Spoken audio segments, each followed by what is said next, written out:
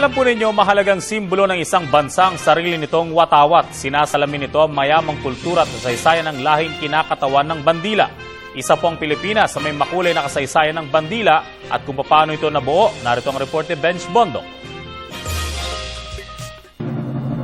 Bayang magiliw, pero sa silanganan, alaw ng Bughaw, puti, dilaw, pula.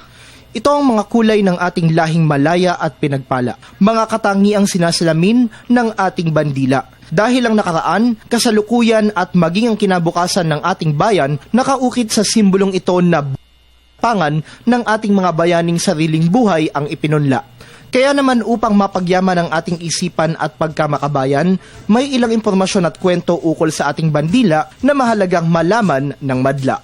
Ginugunita ang Philippine Flag Days simula ika-28 ng Mayo hanggang sa petsa ng Araw ng Kalayaan sa ika-12 ng Hunyo. Ito'y dahil sa petsang ito ng taong 1898 unang iwinagayway ang ating bandila sa naganap na labanan sa Alapan sa Imus, Cavite. Dito nagapi ng mga revolusyonaryong Pilipino ang higit sa 200 kawal na Espanyol. Sa pananakop ng Amerika sa ating bansa, malaki ang naging impluwensya nila sa ating kultura at kabilang dito ang disenyo ng ating bandila. Maliban sa araw, mula sa bandilang Amerikano ang mga kulay at mga bituin ng ating watawat.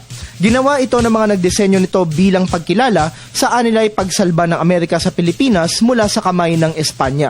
Ngunit dahil din sa naturang pananakop, sa bisa ng Flag Act of 1907, ipinagbawal ng mga Amerikano ang paggamit ng bandilang Pilipino. Makalipas ang 11 taon, naamyendahan ng batas at naging opisyal na simbolo ng ating bansa ang bandilang Pilipino. Bukod sa pagiging busilak, sinisimbolo ng puting tatsulok sa ating watawat ang katipunan na kilala bilang samahang nagtaguyod ng ating kasarinlan laban sa mga mananakop na Kastila. May mga pagbabago na ring naganap sa disenyo ng ating watawat. Mula sa orihinal na kulay na navy blue, pinalitan ito ng royal blue sa paggunita ng sentenaryo ng ating kalayaan noong 1998. Nagkaroon na rin ng ilang panukala upang baguhin ang itsura nito. Taong 1995, ipinanukala ni dating Pangulong Fidel Ramos ang paglalagay ng buwan sa ating watawat bilang pagkilala sa mga Pilipinong Muslim. Ang kaisipang ito, isinulong din ni dating Senador Richard Gordon. Ngunit sa halip na buwan, nais naman niyang magdagdag ng ikasyam na sinag sa araw na nasa ating bandila. Kapansin-pansin rin ang pagkakapareho ng disenyo ng ating bandila sa watawat ng mga bansang Cuba at Puerto Rico. Bukod dito, kung babalikan naman ang kasaysayan, ang Pilipinas at ang dalawang bansang ito pare-parehong sinakop ng Espanya. Sa bawat pagwagayway ng bandilang Pilipino, nangingibabaw ang diwa ng kasarinlang ating tinatamasang na bunga ng pag-aalay ng sarili ng ating mga ninuno. Kaya naman ang simbolong ito, marapat lamang na pahalagahan at bigyan ng kaukulang respeto.